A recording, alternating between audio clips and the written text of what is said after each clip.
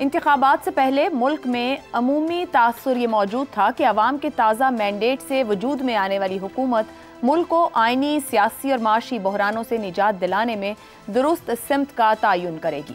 क्या मौजूदा हुकूमत ने इस जानिब दुरुस्त कदम उठा लिया है? क्या मईशत को लेकर आलमी मालियाती इदारे उम्मीद अफसा खबरें दे रहे हैं? क्या महंगाई की शरह कम हो रही है? क्या ज़र मुबादला के ज़खायर में बेहतरी आ रही है? क्या तरसीलात ज़र में नुमायां इजाफा हो रहा है? क्या IMF से मुज़ाकरात अच्छे अंदाज में आगे बढ़ रहे हैं? क्या खुसूसी सरमायाकारी सहूलत काउंसिल से सरमायाकारों को एतमाद मिल रहा है? क्या सऊदी अरब वादे के मुताबिक पाकिस्तान में सरमायाकारी करने आ रहा है? इन माशी सवालात के बाद अगर सियासत पर नज़र दौड़ाएं तो क्या मौजूदा हुकूमत वाकई ही किसी हकीकी सियासी मैंडेट के साथ काम कर रही है? PTI ही नहीं बल्कि नवाज शरीफ के दोस्त मौलाना फजलुर रहमान क्या इस हुकूमत को मुंतखब हुकूमत मानते हैं? क्या PTI और उसकी इत्तेहादी जमातों की एहतजाजी सियासत मुल्क को मजीद अदम इस्तेहकाम की तरफ नहीं ले जाएगी? क्या एक सूबे में मुखालिफ हुकूमत से विफाक के मामलात मजीद मुतासिर तो नहीं होंगे? आइनी मामलात की बात करें तो इंतजामिया और अदलिया में रोज बरोज बढ़ती कशीदगी का मंतकी हल क्या निकलेगा?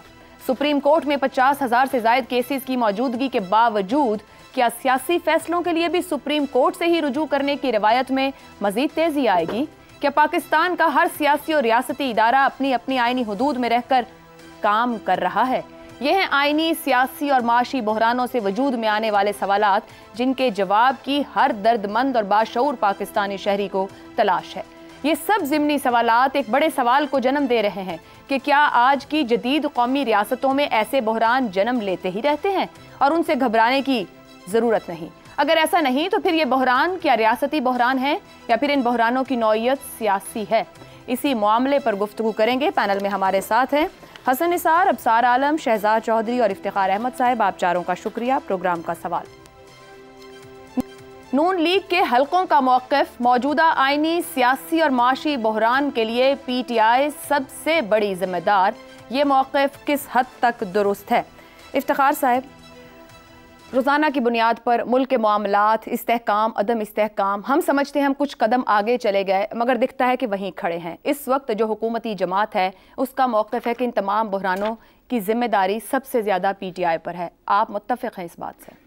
देखें, जहाँ तक ये कहना है कि माजी की जो हुकूमत थी उसकी ज़िम्मेदारी है आइनी, सियासी और माशी बहरान पर, तो ये बात काफ़ी हद तक दुरुस्त है।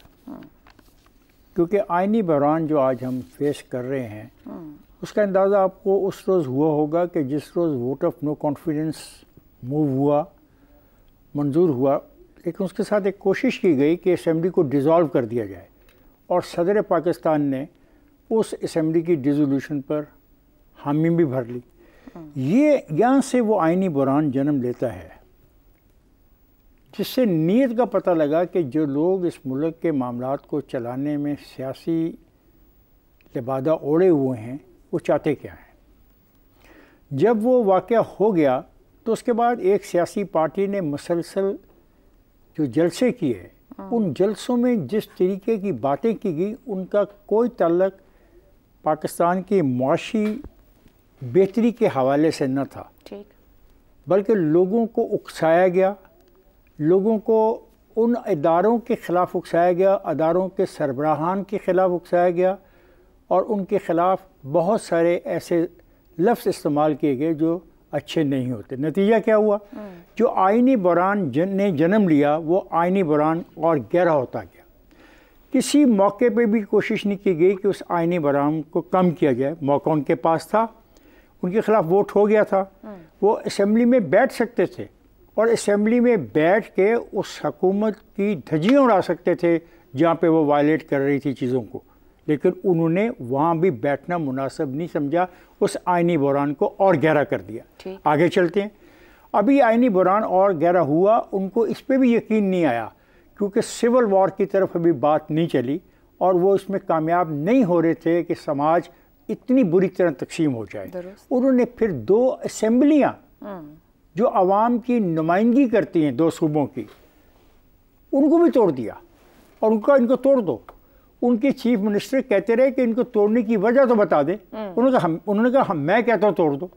तो आईनी बुरान और गहरा हो गया। ये तो है आपके सवाल के पहले हिस्से का जवाब कि क्या आईनी बुरान जो था वो है और क्या वो जारी है।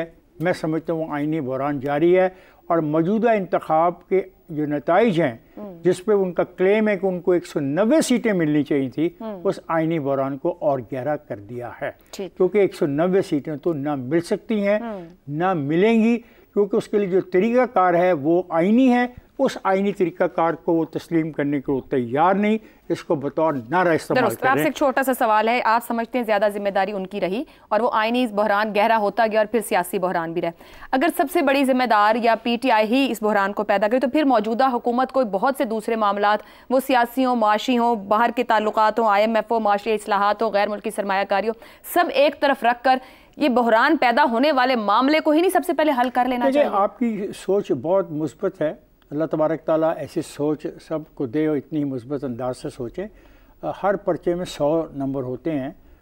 आप सारे 100 नंबर देना चाहते हैं आईनी बहरान को ठीक करने के, तो बाकी जो 90 नंबरों का काम है, लोगों से पैसे मांगना, अपने इशारे को बेहतर करना, अपनी इक़्तिसादी सूरत को आगे ले जाना, मुल्क के लॉ एंड ऑर्डर को बेहतर करने की कोशिश करना, अपने दुश्मन जो बैठे हैं सरहदों पे उनका मुकाबला करना, आप समझते हैं उनके छोड़ दिया जाता? ऐसा होता नहीं है। आपकी ख्वाहिश बिल्कुल ठीक है। आगे चलते हैं। सियासी, मैंने बहुत अर्ज कर दिया, आईनी और सियासी चीज़ें आपस में एक दूसरे का हिस्सा रही हैं, उसने गहरा किया आईनी और माशी तौर पे आए। क्या नहीं किया, मतलब पहले तो कहा जब खुद हुकूमत में थे तो 2 वज़रा को कहा कि लिख दो IMF के बारे में कि हम 2 सूबे इस पे सिग्नेटरी नहीं है। Valid point. और फिर अब आए तो IMF को खात तहरीर कर दिया कि जनाब ये नहीं होगा, हम नहीं मानते इसको। पॉइंट आ गया, उनकी कंटिन्यूटी है क्राइसिस क्रिएट करने की। आपका सवाल का देखना, सवाल की फॉर्मेशन आपने की है, मैंने नहीं की। मेरी मजबूरी है कि मैं उनमें से एक को टच कर रहा हूँ ना। नहीं, अब माशियात की बात करता हूँ, फिर आगे चलते हैं। कहा जी नहीं देने, और फिर लंदन जाके जाओ, अमेरिका में जाओ, IMF के दफ्तर के बाहर हंगामा करो। और जब हंगामा हुआ तो कहा ये लोग हैं, कुछ हैं, ज़ाती तौर पे होंगे, हम हैं, नहीं हैं, वो हैं। और फिर सबसे बड़ी बात, जिन पे था इतराज़ और जिन पे थी तहमत, उन्हीं को अपना वकील मुकर्रर कर लिया। कौन सा एडवाइज़र है जो अमेरिकन इन्होंने हासिल नहीं किया, और कौन जाके रोज़ मिलता है उसके सफ़ीर को घर में? दूसरे जाते थे तो तकरीरों में कहा जाता था साजिश हो रही है, और अब साजिश नजर नहीं आई। Valid point. तो मैं समझता हूँ कि जिम्मेदारी उन पे ज़्यादा आयद होती है। और लेकिन आई एग्री विद यू, तो गवर्नमेंट ऑफ पाकिस्तान तो चाहिए कि इन हालात को बेहतर करने के लिए आवाम को कॉन्फिडेंस मिले और आगे बढ़े। हसन साहब, अगर नून लीग के हल्के बहुत से मुस्बत माशी इशारों की बात कर रहे हैं, अगर मान भी लिया जाए कि माशी आशारिये बेहतर हो रहे हैं, तो क्या आईनी और सियासी बहरान इन मुस्बत माशी आशारियों को, जिसका इफ्तिखार साहब ने भी हवाला दिया, अवाम की थाली तक पहुंचने देगा?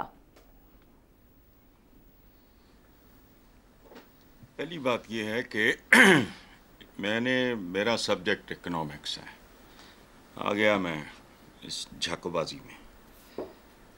आपका इब्तदाई एक मफरूज़ा बड़ा मज़े का खेस है। आपने कहा कि लोगों का ख्याल था, पता नहीं कौन लोग होंगे, कि ये हुकूमत आएगी तो सूरत हाल को बेहतर होगी, स्टेबिलिटी आएगी। वो बिल्कुल मुझे एक लम्हे के लिए कभी गुमान नहीं गुजरा। दूसरी बात, as a student of economics university के आखिरी साल तक, ऑनर्स के बाद लंबा खाता है, मईशतें बुनियादी बात है, इसको समझें। मईशतें न रातों रात आबाद होती हैं, न रातों रात बर्बाद होती हैं। अब चलो आगे, ये जो आप कह रहे हो ना कि मौक़िफ़ के सद तक, इससे ज़्यादा लग़्व, बेबुनियाद, गैर तारीख़ी और गैर मंतकी मौक़िफ़ मुमकिन नहीं। इस मुल्क की बर्बादी का आगाज़ ज़ियाउल हक़ है, उसने पूरा चेहरा और कम्प्लेक्शन बदल दिया। याद रखना, ये अगर आप इसको और तरीके से देखें तो भुट्टो के कत्ल की सजा है जो इस मुल्क को मिली। वो लोग इस मुल्क पे थोप दिए गए जिन्होंने इसका कख नहीं रहने दिया। अखलाकियात बर्बाद की, सियासियात बर्बाद की, सहाफ़त को करप्ट किया।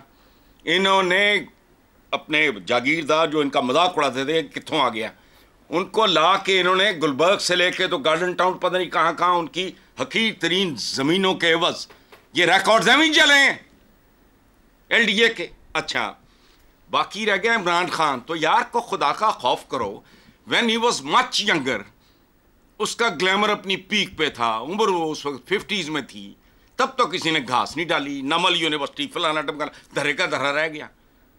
अच्छा, तुम कहो जी हथ पोया। हथ वायबल को पोया जाता है, मजदूर को नहीं। उसकी सारी मकबूलियत के पीछे इनके लिए अवाम की नफरत है, याद रखना। उन्होंने को मिर्च मसाला डाला होगा। आज क्या है, 1 साल हो गया उसको जेल में, बंदे उसके सारे तितर बेतर बेड़ा गर्क, कोई वजूद बदाहर नहीं, वजूद सिर्फ पीटीआई का है। आज कौन है, क्या हाल है इनका, पता नहीं है आपको या मुझे? कि मुनाफकत करनी है तो जरूर करें, जिसका दिल करता है वो रज के करे। इनका वजूद अवाम की इनसे नफरत का नतीजा है। पीटीआई को तो घास नहीं पड़ी यार, खुदा का खौफ करें। हाथ पवा दिया, मीनारे पाकिस्तान कितना है, ये आपके लिए क्यों नहीं करते? ओए भाई अकल करो। एस्टैब्लिशमेंट जो है वो मतलब बहुत नाप तोल के चलते हैं वो लोग। जो उन्होंने देखा वायबल हो गया, इसको फैसिलिटेट करो। यहां तक मान, बाकी सुनो, आज लॉक स्टॉक एंड बैरल क्यों नहीं खड़े ये नून लीग के साथ लोग? क्यों कदम कदम पे एक एक दुकान पे गालियां पड़ रही हैं इनको? खुदा का खौफ करें यार आप लोग। उनका के जी उनका मौकफ के साथ, उनका कोई मौकफ है ही नहीं। और ये जो मैं बात कर रहा हूं, आज नहीं तो कल मवर्रख लिखेगा।